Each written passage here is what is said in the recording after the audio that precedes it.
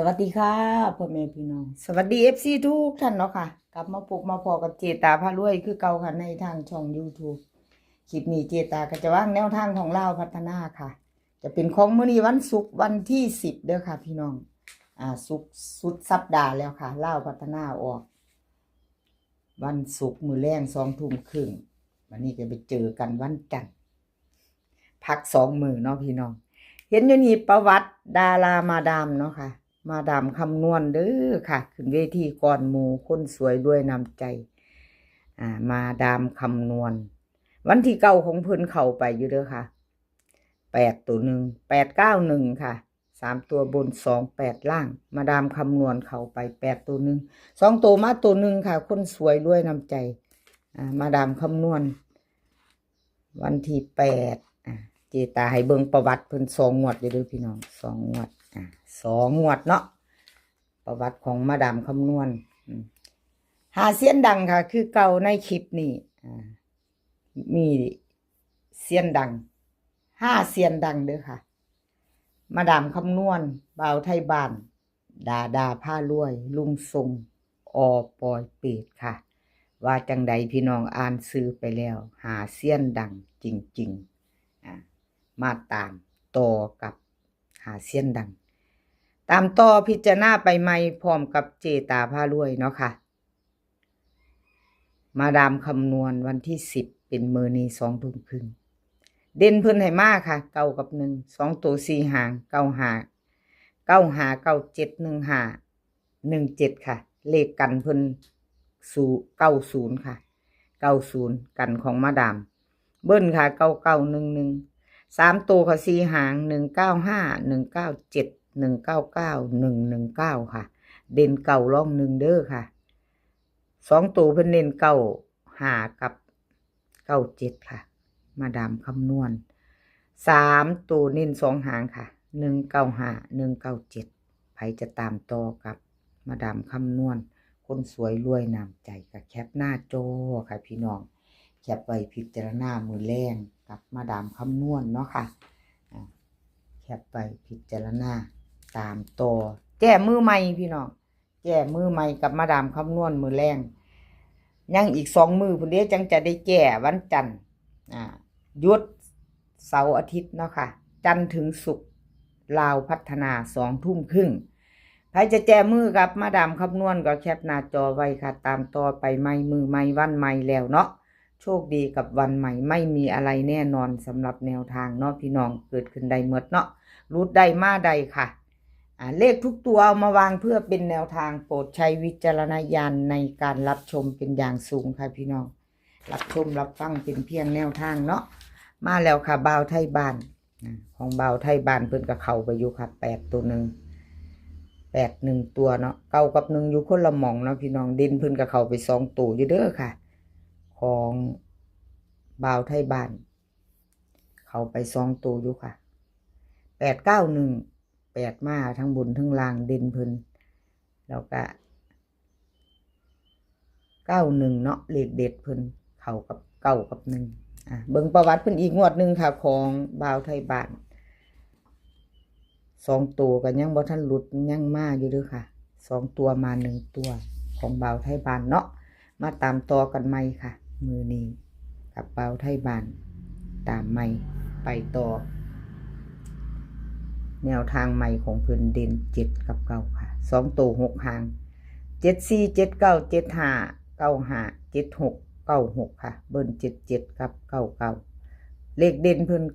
90 1 2 3 5 ตัวค่ะเด่น7 กับ 9ทอกันเน้น75 กับ 95เด้อค่ะบ่าวไทยบ้านเน้นให้2 ตัว2 หางเด้อค่ะแล้วก็มีเด่น5 ตัว901 กับ 3กับขอบคุณบ่าวไทยบ้านหลายๆค่ะที่ให้แนวทางมาว่างทางช่องของเจตาเนาะค่ะกับขอบพระคุณเป็นอย่างสูง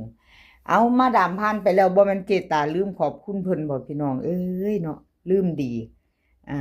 เลขบ่เข้าหลายแล้วลืมคักบ่เจตาว่า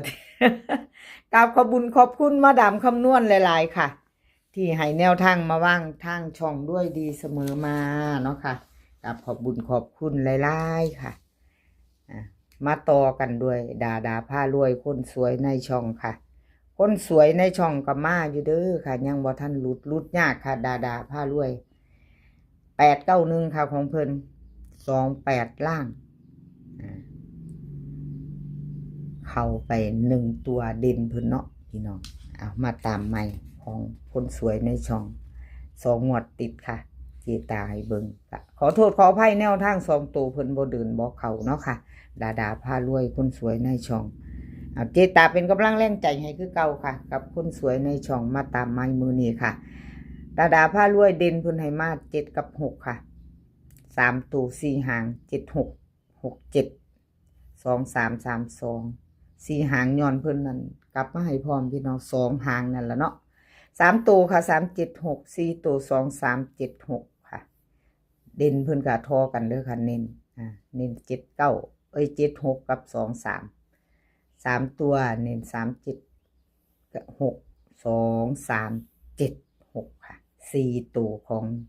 ดาผ้ารวยคนสวยในช่องเนาะแคปหน้าจอค่ะแคปหน้าจอพี่น้องไปแก้มือใหม่กับดาผ้ารวยคนสวยในช่องแก้มือใหม่ค่ะไปต่อไปต่อเนาะขอบคุญขอบคุณดาผ้ารวยคนสวยในช่องเด้อค่ะที่ให้มาตลอดเนาะให้เจตามาตลอดเอาของลุงทรงพี่น้องของลุงทรงหาก่อนเด้อของลุงทรงมาต่อกับลุงทรงค่ะลุงทรงลาวพัฒนาวันที่9ของเพิ่นค่ะวันที่9 89128เพิ่นเข้าไป9ตัวนึงอยู่เด้อค่ะลุงทรงเอามาเบิ่งประวัติเพิ่นอีกเนาะงวดนึงค่ะพี่น้อง2งวดเจตาให้เบิ่งประวัติของลุงทรงเนาะ2ตัวมา1ตัวยังบ่ทันหลุดเด้อค่ะของลุงทรงของเพิ่นยังเดินอยู่ค่ะ2ตัวมา1ตัวทั้ง2งวดเนาะ2งวดติดเพิ่นเข้าอยู่มาอยู่ค่ะของลุงทรงเอามาตามต่อมือแรงค่ะวันที่10ของลุงทรงเนาะตามต่อกันพิจารณาใหม่เป็นวันศุกร์ที่10ค่ะลุงทรงค่ะเด่นเพิ่นให้มา2กับ9ค่ะ2ตัว6หาง323972796269ค่ะกัน09กับ03ตัวค่ะ3หาง632639 179ค่ะเด่น2กับ9 2ตัว4หางด้วยค่ะเพิ่นเน้นให้32397279ค่ะที่มีวงกลมคือเด่นของลุงทรงเนาะ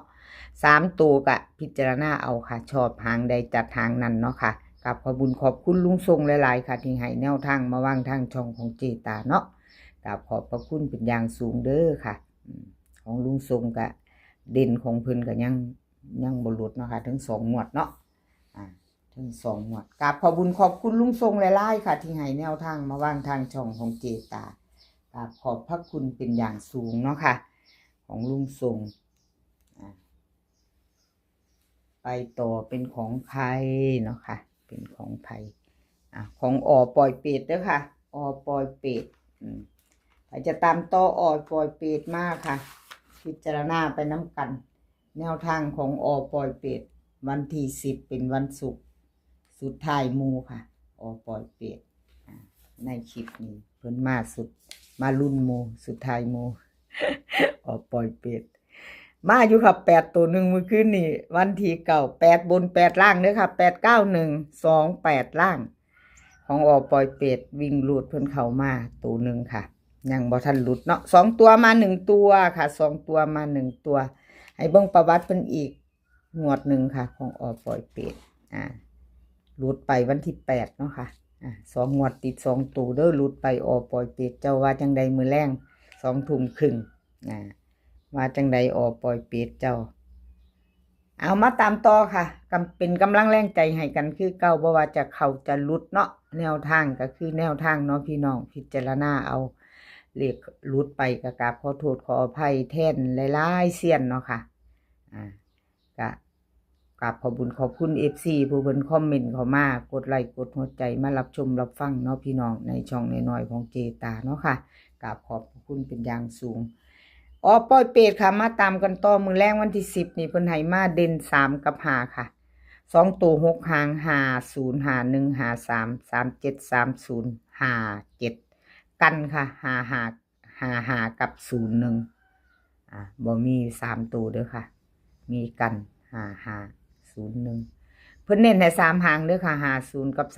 37กับ53เด่น5ตัวเดียวรอง3ค่ะของอปล่อยเป็ด